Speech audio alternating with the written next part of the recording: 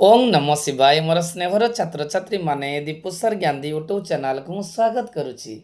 आज पिलामाने मो plus two second year arts पिलामानंक पाई होम साइंस गृह विज्ञान एक गुरुत्वपूर्ण वीडियो नहीं आसी।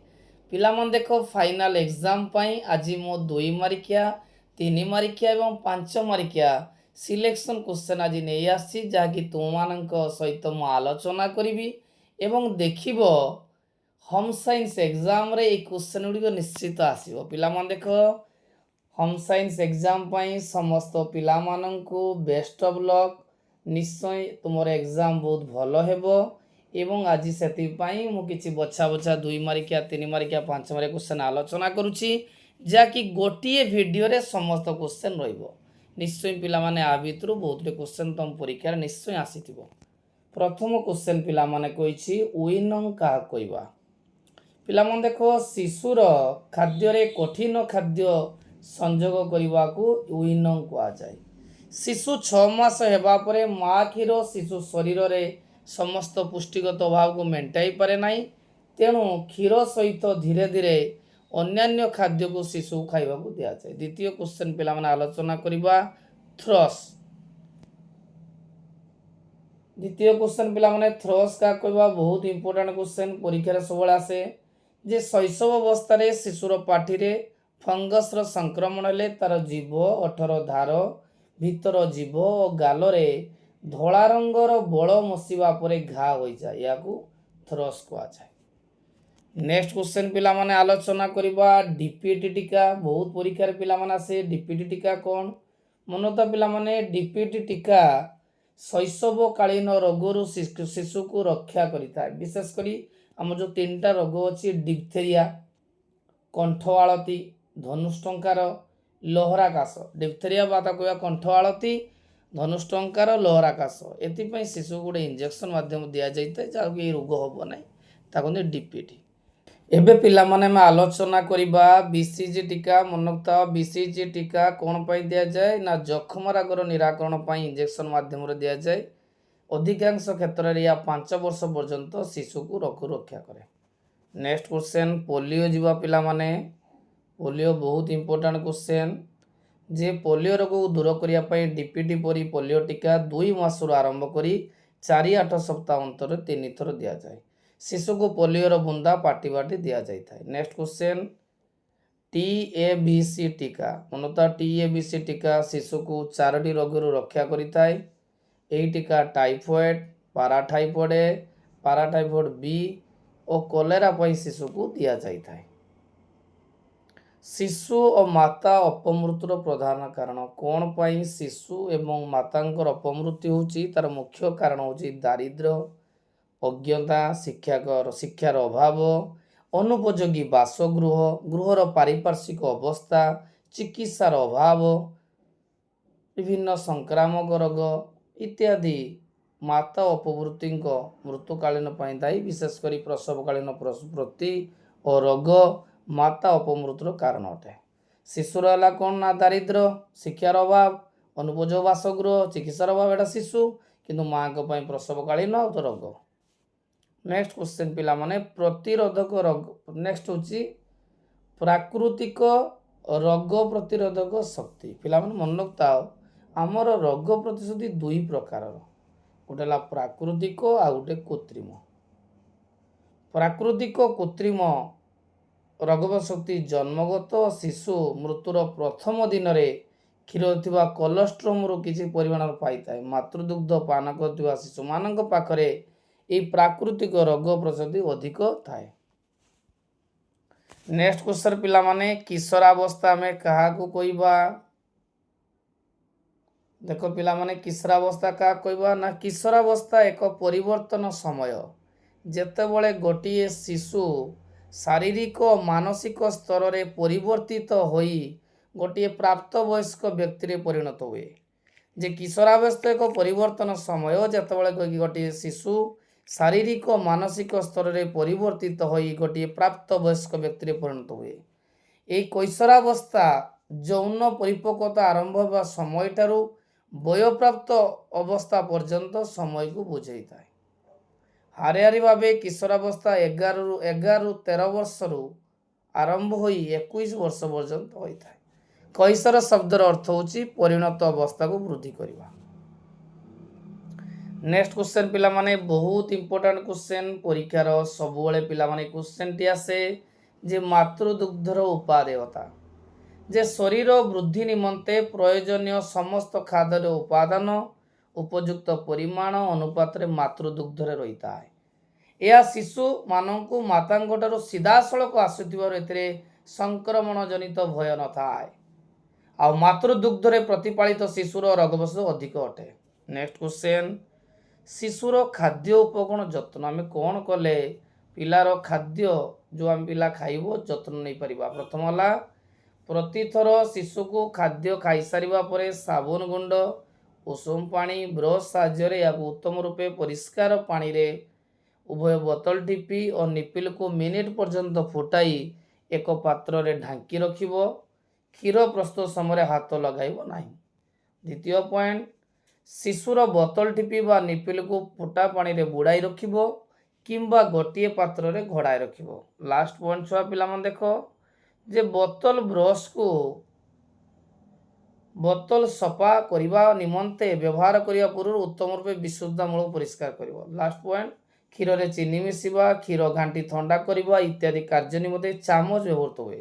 ବ୍ୟବହାର କରିବା ପୂର୍ବରୁ ଏହାକୁ ଉତ୍ତମ ରୂପେ ପରିଷ୍କାର କରିବା ଉଚିତ। ଶିଶୁ ମାତୃ ଅପମୃତ୍ୟୁର କାରଣର ପଏଣ୍ଟ ଗୁଡ଼ିକ ପିଲାମାନେ ହେଲା ଦେଖ ମନେ ରଖିଥାଅ।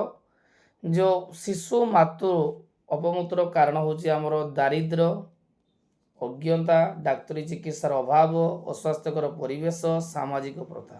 ବହୁତ ଇମ୍ପୋର୍ଟାଣ୍ଟ ପରୀକ୍ଷାରେ ଆସେ ଯେ କ'ଣ କଲେ ଶିଶୁ ଓ ମାତୃ ଅପମୃତ୍ୟୁର ପ୍ରତିକାର ଉପାୟ। ଏଇଟା ପରୀକ୍ଷାର ପିଲାମାନେ ସବୁବେଳେ ଆସିବ, ସବୁବେଳେ ମଧ୍ୟ ଆସେ।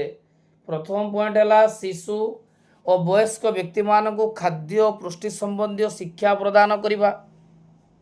ଦ୍ୱିତୀୟ ପଏଣ୍ଟ, ଚିକିତ୍ସାଳୟରେ ମାତୃମଙ୍ଗଳ କେନ୍ଦ୍ର ସ୍ଥାପନ କରି ଉକ୍ତ କେନ୍ଦ୍ର ଜରିଆରେ ପ୍ରସବକାଳୀନ ପ୍ରସବ ସମୟରେ ପ୍ରସବ ପରର ଯତ୍ନ ନେଇପାରିଲେ ଶିଶୁ ଓ ମାତାର ଅପମୃତ୍ୟୁ ଦୂର ହୋଇ।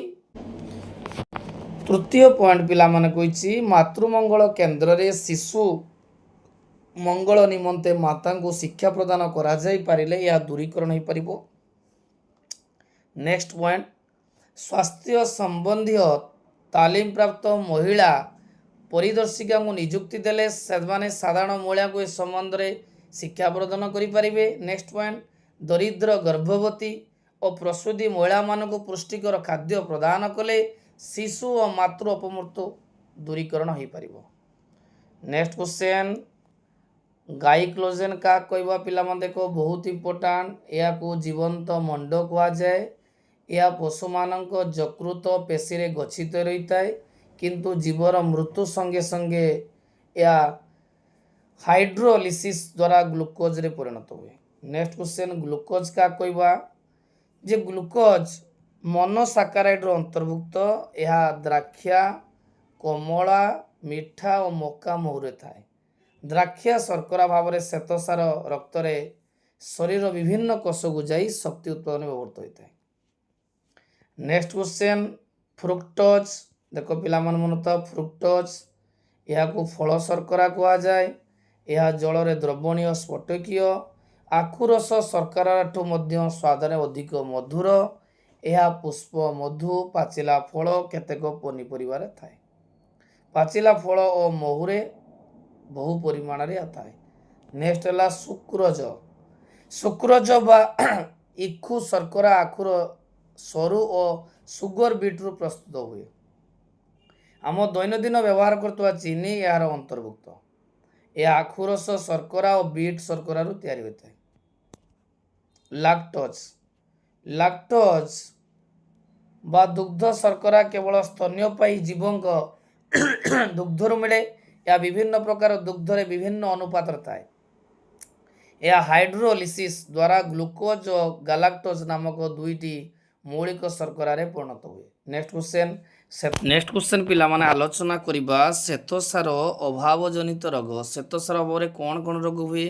ନା ଶରୀରର ଚାହିଦା ଅନୁଯାୟୀ ଯଥେଷ୍ଟ ପରିମାଣରେ ଶ୍ୱେତସାର ନ ଖାଇଲେ ପ୍ରଥମେ ଶରୀରର ଗଚ୍ଛିତ ସ୍ନେହସାର ବ୍ୟବହୃତ ହୁଏ, ତାପରେ ବିଭିନ୍ନ କ୍ଷୟଘଟି ପୁଷ୍ଟିସାର ଶକ୍ତି ଯୋଗାଏ। ଏହାଦ୍ୱାରା ଶରୀର କ୍ଷୟ ହୁଏ ଓ ପିଲାଟି ରୁଗ୍ଣ ହୋଇପଡ଼େ। ତେଣୁ ଦୈନିକ ଆହାରରେ ଉପଯୁକ୍ତ ପରିମାଣ ସାର ରହିବା ଆବଶ୍ୟକ। ନେକ୍ସଟ କ୍ୱେଶ୍ଚନ୍, ଜୀବସାର ଘ ଜନିତ ରୋଗ ପରୀକ୍ଷାରେ ବହୁତ ଇମ୍ପୋର୍ଟାଣ୍ଟ ପିଲାମାନେ। ଯେ ଜୀବସାର ଘ ଭାବରେ ଶିଶୁମାନଙ୍କୁ ରିକେଟ୍ସ ରୋଗ ହୁଏ ଏବଂ ଏହି ରୋଗରେ ଶିଶୁମାନଙ୍କର ବୃଦ୍ଧି ସମୁଚିତ ଭାବରେ ହୁଏ ନାହିଁ। ବୟସ୍କ ଲୋକମାନଙ୍କର ଜୀବସାର ଘର ଅଭାବ ଯୋଗୁଁ ଅସ୍ଥି ଦୁର୍ବଳ ହୋଇ ବଙ୍କା ହୋଇଯାଏ, ଯାହାକୁ ଅଷ୍ଟିଓମାଲାସିଆ କୁହାଯାଏ। ନେକ୍ସଟ କ୍ୱେଶ୍ଚନ୍, ରାଇବୋଫ୍ଲାଭିନ୍ର ଆଧାର। ପିଲାମାନେ ମନେ ରଖିଥାଅ, ଯେଉଁ ରାଇବୋଫ୍ଲାଭିନ୍ ଉଦ୍ଭିଦ ପ୍ରାଣୀମାନଙ୍କ ନିକଟରୁ ମିଳୁଥିବା ଖାଦ୍ୟରେ ରହିଅଛି। ଶୁଷ୍କ ଖମରୀରେ ଏହା ଯଥେଷ୍ଟ ପରିମାଣ ଅଛି, ବିଶେଷ କରି ମାଂସ, ଯକୃତ, ଦୁଗ୍ଧ, ଅଣ୍ଡା, ଶସ୍ୟ ଏବଂ ସବୁଜ ପନିପରିବାରେ ଏହା ବହୁଳ ପରିମାଣ ରହିଛି। ଗୋଟା ଡାଲି, ଶସ୍ୟ, ପନିପରିବାରେ ଲାଇବୋଫ୍ଲାଭିନ୍ ରହିଛି। ନେକ୍ସଟ କ୍ୱେଶ୍ଚନ୍ ପିଲାମାନେ ଆଲୋଚନା କରିବା ପେଲେଗ୍ରା। ପରୀକ୍ଷାର ପିଲାମାନେ କ୍ୱେଶ୍ଚନଟି ବହୁତ ଆସେ ଯେ ନାୟାସିନ୍ ଅଭାବରେ ପେଲେଗ୍ରା ରୋଗ ହୋଇଥାଏ। ଏଥିରେ ଚର୍ମ ପ୍ରଭାବ, ଅତି ସାର, ମସ୍ତିଷ୍କ ବିକୃତ ଘଟି ଶେଷରେ ରୋଗୀର ମୃତ୍ୟୁ ଘଟିଥାଏ। ପାକତନ୍ତ୍ର, ଚର୍ମ, ସ୍ନାୟୁ ବିଭାଗ ପ୍ରଭାବିତ ହୋଇଥାଏ। ବିଶେଷ କରି ଉଦାସୀନତା, ମୁଣ୍ଡ ବିନ୍ଧା, ଅଣ୍ଟା ବିନ୍ଧା, ଓଜନ ହ୍ରାସ, ଭୋକ ନ ହେବା, ମାଂସପେଶୀରେ ଯନ୍ତ୍ରଣା ଓ ସ୍ୱାସ୍ଥ୍ୟ ଆଦି କମିଯାଇଥାଏ। ନେକ୍ସଟ କ୍ୱେଶ୍ଚନ୍ ପିଲାମାନେ ଆଲୋଚନା କରିବା ରକ୍ତହୀନତା। ନେକ୍ସଟ କ୍ୱେଶ୍ଚନ୍ ପିଲାମାନେ ରକ୍ତହୀନତା।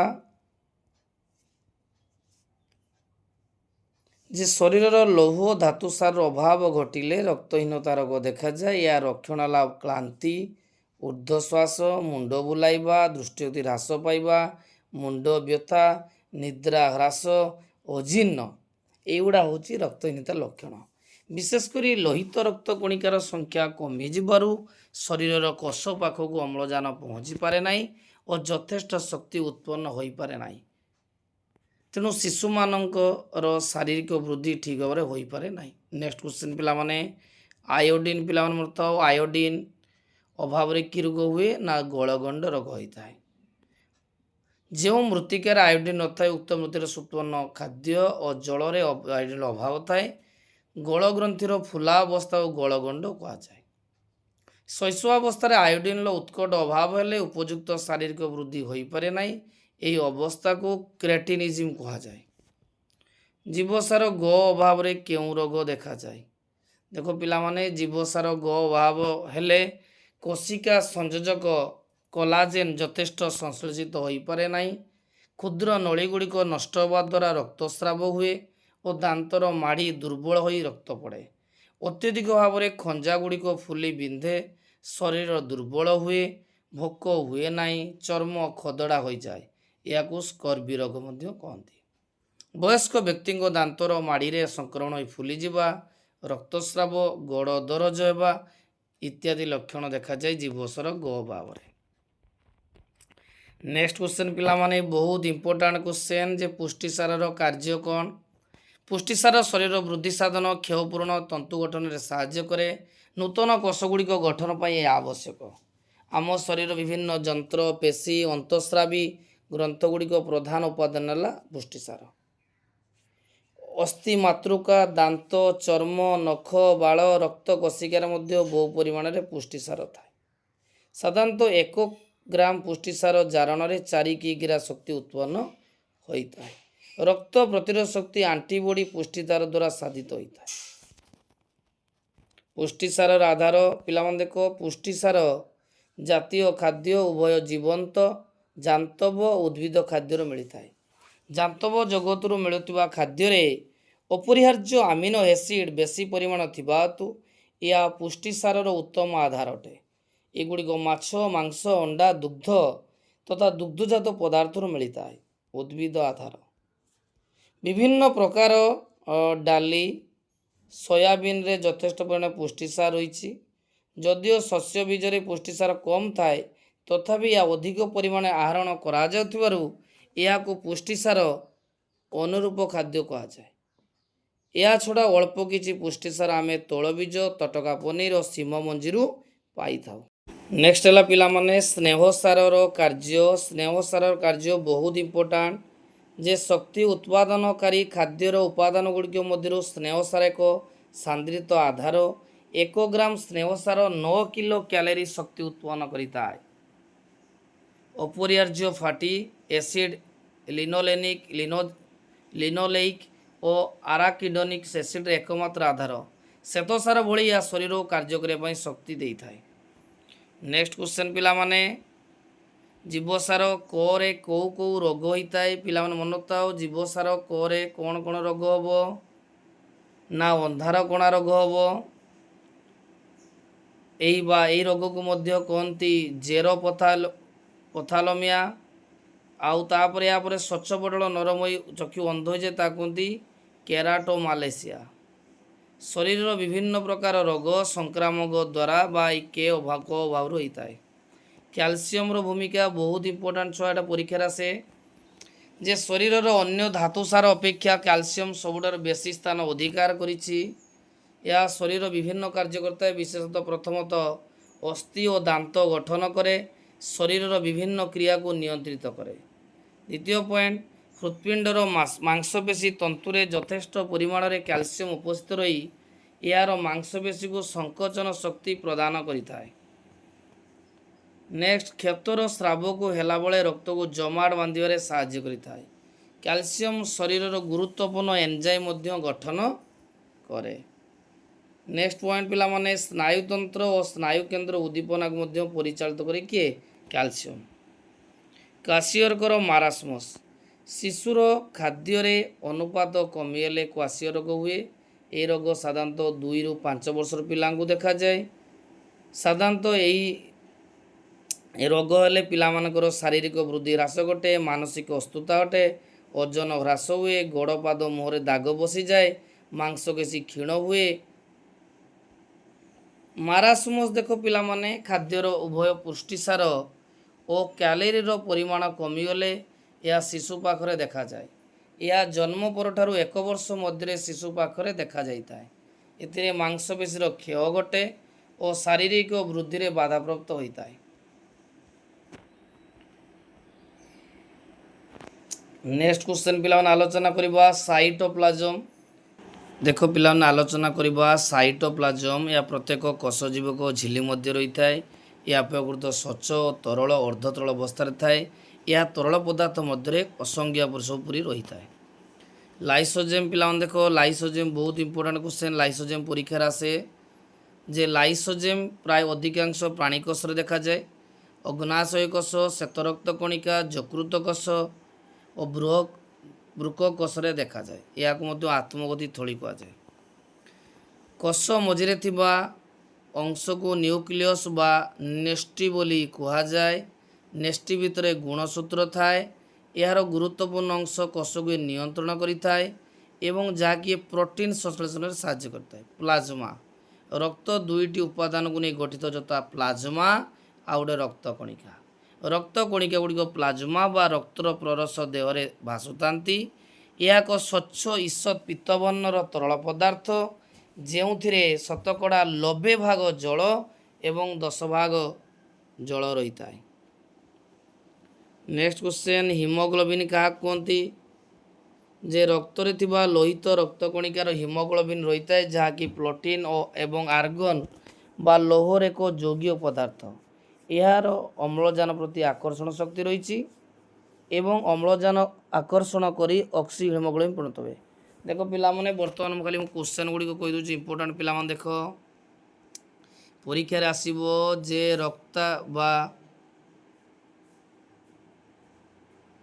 ଦେଖ ପିଲାମାନେ, ପରୀକ୍ଷାରେ ଆସିବ ରକ୍ତାଣୁ ଚକ୍ରିକା, ବହୁତ ଇମ୍ପୋର୍ଟାଣ୍ଟ। ଏଇଟା ପରୀକ୍ଷାରେ ଆସେ କାରଣ ରକ୍ତାଣୁ ମୁଖ୍ୟ କାର୍ଯ୍ୟ ହେଲା ରକ୍ତ ଜମାଟ ବାନ୍ଧିବାରେ ସାହାଯ୍ୟ କରେ। ତାପରେ ହେଲା ଧମନୀ। ଦେଖ ପିଲାମାନେ, ଯେଉଁ ନଳୀ ସାହାଯ୍ୟରେ ହୃତ୍ପିଣ୍ଡରୁ ବିଶୁଦ୍ଧ ରକ୍ତ ଶରୀରର ବିଭିନ୍ନ ସ୍ଥାନକୁ ଯାଏ ତାହା କୁହନ୍ତି ଧମନୀ। ନେକ୍ସଟ କ୍ୱେଶ୍ଚନ୍, ଶିରା କାହାକୁ କୁହନ୍ତି? ଶିରା ନା ଯେଉଁ ରକ୍ତନଳୀ ଦ୍ୱାରା ହୃତ୍ପିଣ୍ଡକୁ ଶରୀରରୁ ଦୂଷିତ ରକ୍ତ ଆସିଥାଏ ତାହାକୁ ଶିରା କୁହାଯାଏ। ରକ୍ତର କାର୍ଯ୍ୟ କ'ଣ ପିଲାମାନେ ଦେଖ, ରକ୍ତର ମୁଖ୍ୟ କାର୍ଯ୍ୟ ହେଲା ଅମ୍ଳଜାନ ପରିବହନ କରିଥାଏ। ଦ୍ୱିତୀୟ କାର୍ଯ୍ୟ ହେଲା ରକ୍ତର ପିଲାମାନେ ଅଙ୍ଗାରକାମ୍ଳ ଗ୍ୟାସର ନିର୍ଗମନ ହୋଇଥାଏ। ତୃତୀୟ ହେଲା ପୋଷକର ପରିବହନ ହୋଇଥାଏ।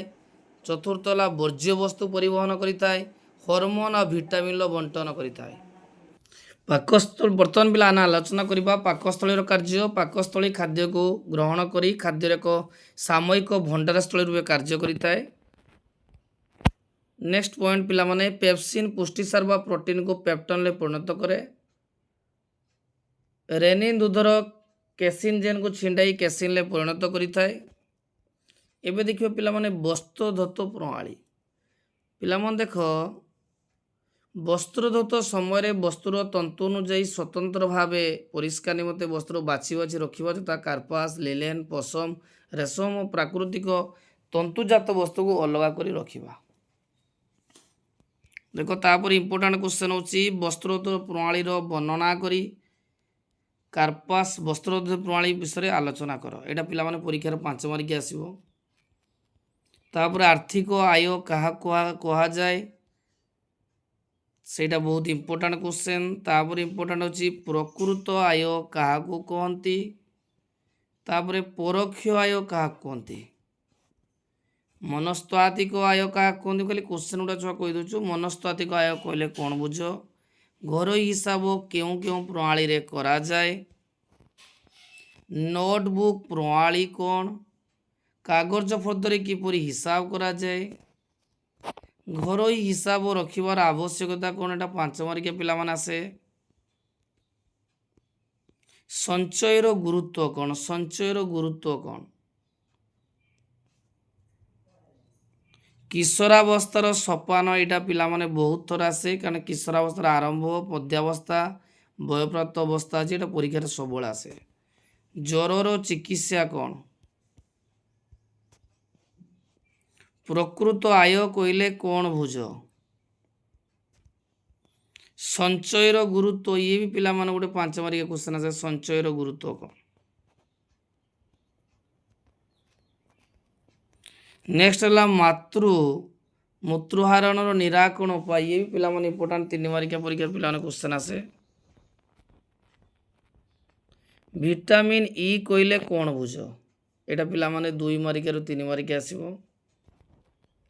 ପଶମ ବସ୍ତୁର ପ୍ରସ୍ତୁତି ଓ ପରିସମାପ୍ତିର ପ୍ରଣାଳୀ ବିଷୟରେ ଆଲୋଚନା କର। ପ୍ରଥମେ କ'ଣ କରିବ ନା ବସ୍ତ୍ରଟିକୁ ଝାଡ଼ି ଶୁଖିଲା ଧୂଳି ବାହାର କରିବ। ଉଷୁମ ପାଣିରେ ଅଳ୍ପ ସାବୁନରେ ଫେଣ ପ୍ରସ୍ତୁତ କରିବ। ବସ୍ତ୍ରଟିକୁ ଏଥିରେ ବୁଡ଼ା ଡୁବାଇ ଚିପି ଚାପ ପ୍ରୟୋଗ କରି ପରିଷ୍କାର କରିବ। ଯଦି ଗୋଟିଏ ଥର ସାବୁନ ଫେଣରେ ମଳି ସମ୍ପୂର୍ଣ୍ଣ ଛାଡ଼େ ଆଉ ଥରେ ସାବୁନ ଫେଣ କରି ପରିଷ୍କାର କରିବ। ନେକ୍ସଟ ପିଲାମାନେ ରଙ୍ଗ ସମ୍ମିଳନୀର ନିୟମ ଗୁଡ଼ିକ ଆଲୋଚନା କର।